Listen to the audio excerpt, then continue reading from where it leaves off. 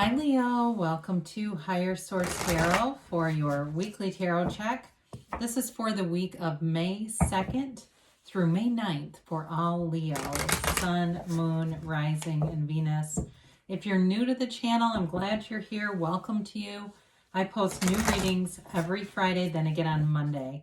So if a reading doesn't resonate, you can check back in a couple of days and watch a new reading, check a different part of your chart, or even look around on Mondays. The format is different every Monday, so there's a lot of variety here. If maybe you don't connect in one of the readings, there's something here for everyone.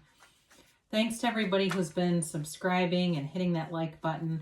I always appreciate you guys. I appreciate your support, and we will continue to do this. We're having fun.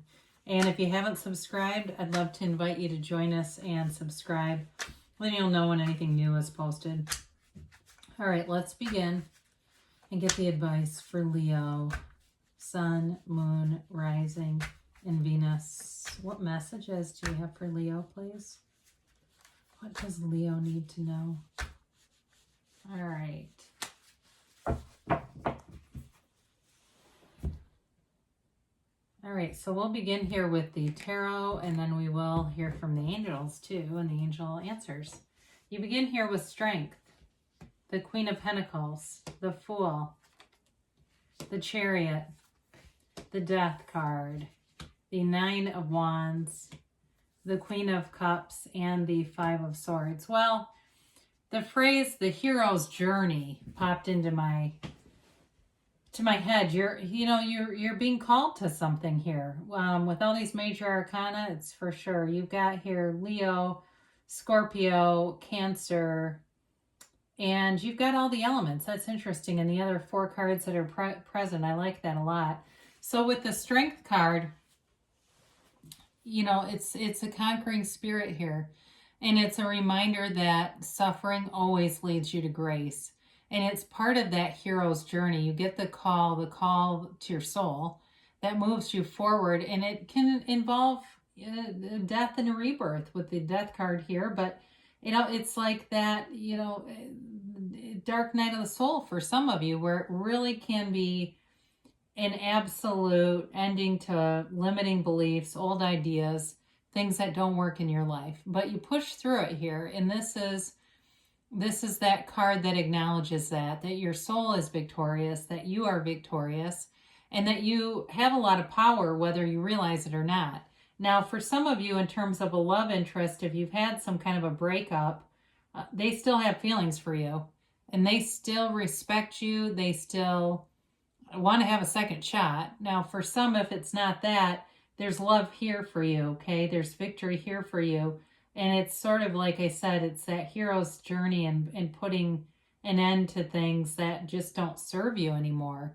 So you're being, infinitely guided here. So the Queen of Pentacles is a card of new growth, new opportunities all around you. It's definitely a card of financial stability here. So there's not shortage consciousness or lack consciousness going on here. It's feeling very proud too, though. And you've got humility here a few times, not only with the Queen of Pentacles, but also the Fool and even Strength. There's this air about you that's very humble, and it attracts people. You may find that people come to you more for help, that there seems to be a lot of people just calling you saying, hey, can I get your advice on something? It's because of that inner vibration. It's that loving vibration. So people don't feel like you're going to judge them. And that's another thing about this. You've got a very non-judgmental aspect to this reading, whether it's you or the person you're attracting. So there's a really deep, caring energy here, grounded financially, making good choices with money, but also being connected with your community here too. So I do feel like it feels like a lot of fun coming into things coming up here. So as we look at this, I'm going to put them in reverse. Who cares?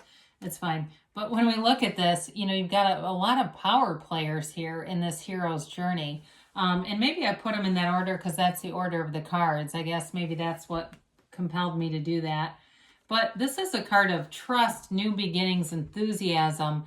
It is completely non-judgmental energy. It's a blank slate. And so any situation that you enter into, you don't have those undertones of negativity. It's complete freedom. So in a new job, it's like you walk in and you feel like you've been there forever. Everybody gets along. If it's an apartment that you're moving into, because I feel like you're moving into something new. And I do feel like whoever, I get like haters gonna hate. Whoever you haven't gotten along with in the past, I do feel like they're watching this. And they do probably have a little bit of spite, but it doesn't affect you. You're oblivious to it in this energy. You're focused on positive things. And that is what you'll attract. Everything around us matches us. So you can't attract a negative situation with this. It's definitely a card of transition. And it's also a reminder that your soul is always victorious. And so as you move forward, you're moving forward on the soul level. And so the things that you're attracting will be a match in terms of there's love here for sure. But I also see travel too. So some of you may be on going on some kind of a travel adventure that you're going to have a really fun time with. The Chariot is a card of success, victory, strength. It's moving forward. Cancer energy, so there's an undercurrent of warmth of the home, of being connected with your family in a powerful way. Some of you may be very protective of your family, and I'm not telling you need to be. I'm just saying I pick up on that for somebody here, where maybe you fight with each other, but God, don't cross one of them in front of you, one of those. But with this, it's a card of law of attraction and manifesting. So as far as a relationship, you're manifesting something here that's a real match. It's solid. And it's fun, though, and exciting. This is a card of travel, so it's definitely moving forward. There's really nothing holding you back here. So I mentioned before, death is that, it's that we must die to be reborn. It's a rebirth. And it's letting go of those old ideas that have kept you second guessing, questioning yourself, attracting people that aren't really a true match, attracting from that solar plexus level or from the ego level where it doesn't sustain because it's not really a match. It's letting go of all that. So with the death card, there's a renewal here. It's like a brand new you. And you come out of this confident. The skeleton represents your higher self, telling you to let go of all that stuff. So if you had somebody who was critical of you, a family member or something, those things aren't true. Really, it's what you decide is true for you. That's the truth. So if it was an ex-person, then also it's time to let go of that and just let it fall by the wayside because they weren't right. And they were coming from an insecure place if they did that. So you step over the bodies with the white horse that represents honesty. It's about getting honest about anything from the past and moving forward. Or even if you were hanging out with people that you feel like you shouldn't have been, you move towards the sunlight of the spirit there. So the Nine of Wands is a card of protecting. It's also a card of doing battle. So like I said before, you may have somebody who has watched you and they haven't always been your cheerleader, but as you move forward, they stand on the sidelines watching. So I don't feel like they come along with you, but it's the end of a cycle too. So if you've really been having a hard time in a relationship, if it's a friendship or a coworker or something like that, I feel like that's coming to an end. And it's part of it is you're more focused on other things. So they just cannot draw you into a power struggle. You've got that a couple of different times here. It's a wounded warrior. So it's a card though being toughened up by your experiences. I mean, it's not like you're, running away in fear. You've gained a lot from it and you've been called to action, called on this journey. And so you're using those darker experiences as wisdom and as a guide. So it's sort of like, too, I hear next time you'll see it coming. Because if there was somebody that you got to be friends with and you didn't see some things about them until you were so far into it, they tell you you won't do that again. So the Queen of Cups is kind, loving energy. It's also you with great intuition, using your intuition as your guide. But it also is following your heart. So in a love relationship, you can be vulnerable here because I know there are some protective kinds of energies here. But I don't feel like you're having to protect yourself against a new love interest. If it's a reconciliation, there's, like I said, there's just still love here, and that's why they're showing you this. And it's going to be it's going to be a case where you can be vulnerable. You don't have to play any games, for those of you that are wondering about reconciliation. So the Five of Swords comes in, and you don't have to attend every fight you're invited to. You're walking away from any kind of dramatic stuff, any of that passive aggressive stuff. You're just not interested in it.